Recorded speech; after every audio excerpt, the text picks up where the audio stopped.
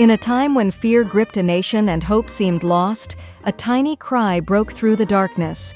This is the story of one child, born under danger, hidden in faith, and destined to change the world. Journey back with us to the banks of the Nile, where God's hand moved through an unlikely rescue and the birth of a deliverer.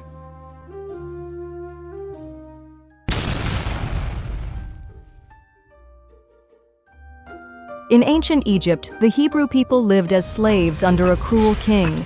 Day after day, they labored in the heat, building Pharaoh's empire. Pharaoh watched them closely, growing fearful of their growing numbers. In small homes, Hebrew families lived in quiet fear and sorrow. Pharaoh's advisors whispered warnings. The Hebrews are becoming too strong. So Pharaoh gave a wicked order: kill every baby boy. The people wept as soldiers tore infants from their mothers' arms. That night, Jochebed and her husband Amram made a secret plan.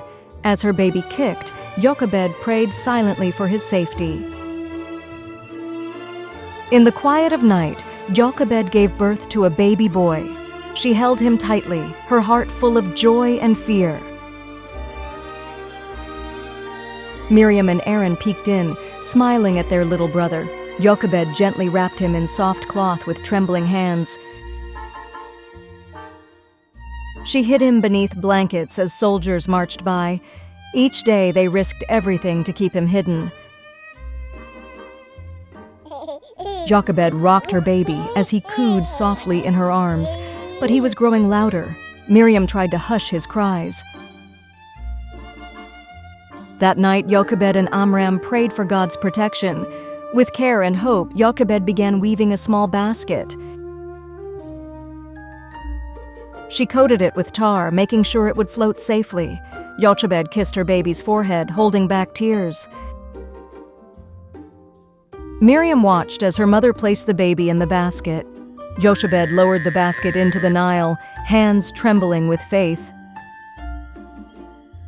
The little basket floated gently down the river, surrounded by reeds. Miriam hid nearby, keeping her eyes on her baby brother. A crocodile swam close but mysteriously turned away. The basket bumped into the shore near Pharaoh's grand palace. Pharaoh's daughter came to bathe, walking along the riverbank. She spotted the basket and asked a servant to bring it. She opened the basket, and the baby began to cry. Her heart melted as she lifted him into her arms. "It's a Hebrew baby," whispered one of her attendants. But the princess said, "I will raise him as my own." Miriam stepped out from the reeds and spoke bravely.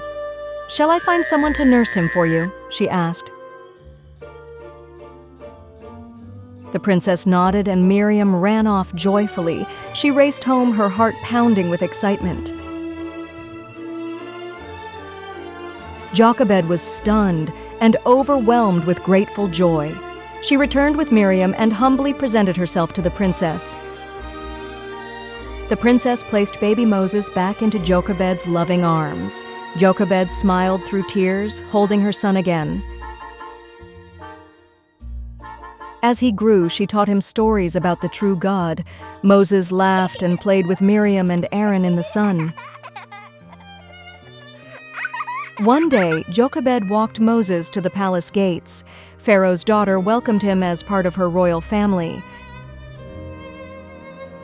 Moses now wore royal robes, living in the palace of Pharaoh, but he looked back at his family with love and thanks. The princess said, "I will call him Moses, drawn from the water." And so Moses stood between two worlds, chosen for a greater purpose. From the shadows of oppression to the safety of a royal palace, God was weaving his perfect plan, one that would set his people free.